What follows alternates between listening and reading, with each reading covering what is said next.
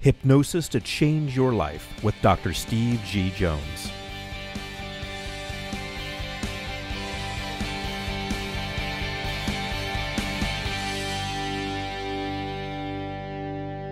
The question is, can I talk a little bit about the body of knowledge today in hypnotherapy?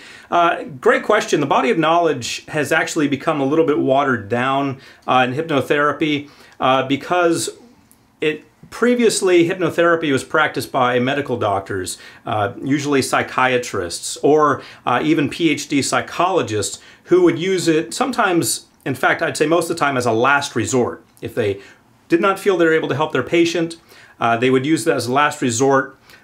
Usually right before leeching, for example, they would turn to hypnotherapy and maybe this will help. It wasn't considered to be at the forefront of the therapeutic approach.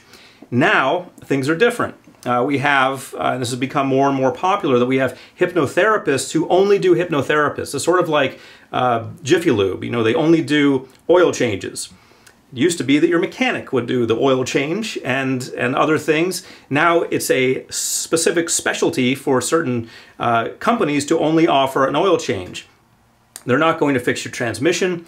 They're not going to change your head gaskets. They're not going to do any of that. They're just going to change your oil.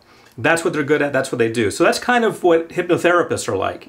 They change your oil. They get in there when you have a situation, a challenge, and they change things in your mind to make it better. They're not qualified in most cases, unless they have other credentials, they're not qualified to do long-term talk therapy or anything else other than hypnosis. And that's fine.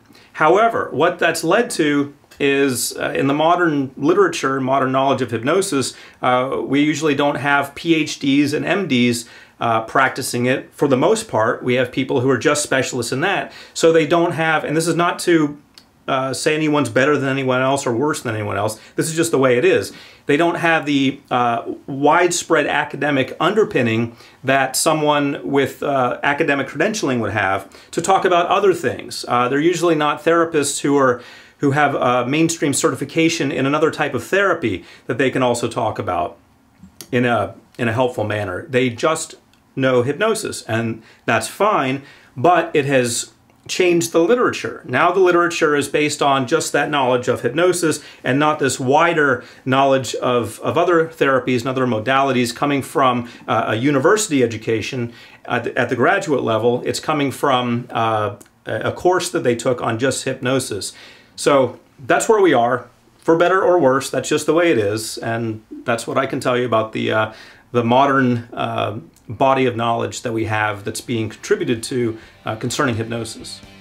Hypnosis to Change Your Life with Dr. Steve G. Jones.